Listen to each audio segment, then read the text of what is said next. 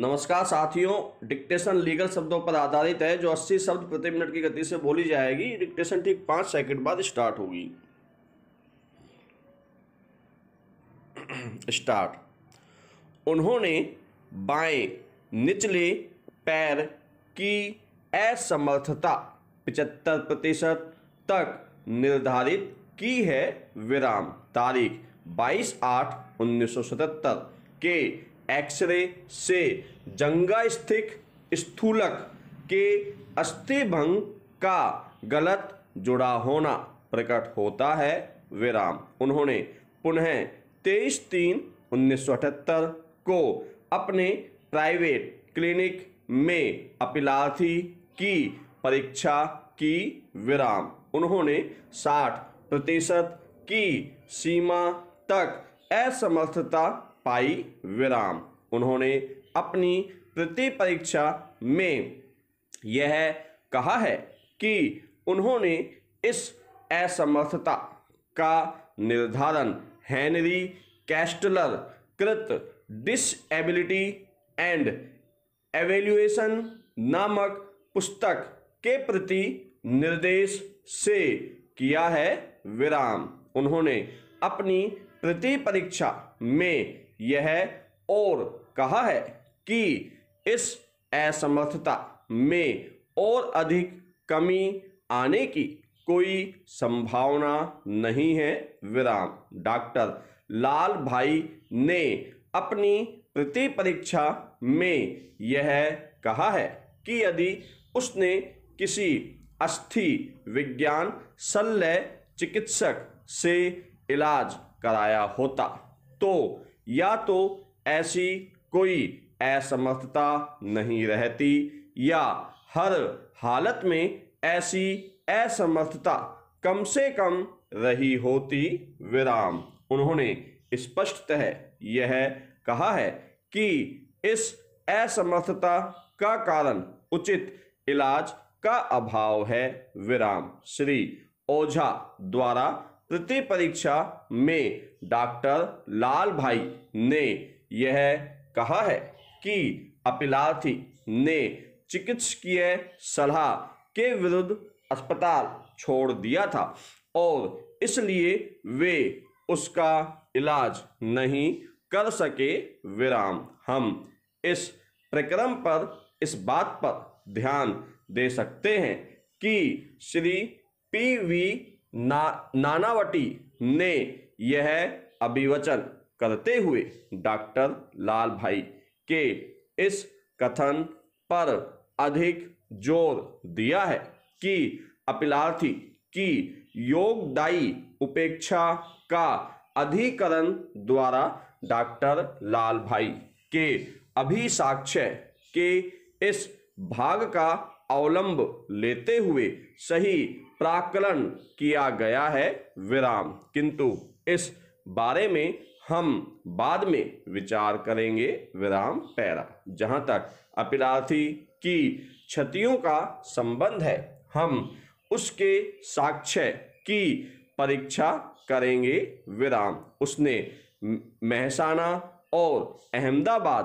के सिविल अस्पताल में अपने द्वारा लिए गए उपचार के बारे में और साथ ही अतिरिक्त इलाज कराने के लिए हड्डी ठीक करने वाले व्यक्ति के पास जाने के बारे में कहा है। विराम। इस प्रकार जहां तक क्षतियों के परिणामों का संबंध है उसने यह कहा है कि दुर्घटना के पूर्व वह अपनी 10 बीघा कृषि योग्य भूमि पर खेती संबंधी कामों की देखभाल स्वयं किया करता था, किंतु इस दुर्घटना के पश्चात उसे खेती के काम करने के लिए 2 व्यक्तियों को लगाने की आवश्यकता पड़ती है। विराम। उसे खेती संबंधी कामों और पशुओं की देखभाल करने के लिए करसन जी को 2400 रुपये प्रति वर्ष और नलकूप की खुदाई के लिए लवजी भाई को 4800 रुपए देना पड़ा है विराम।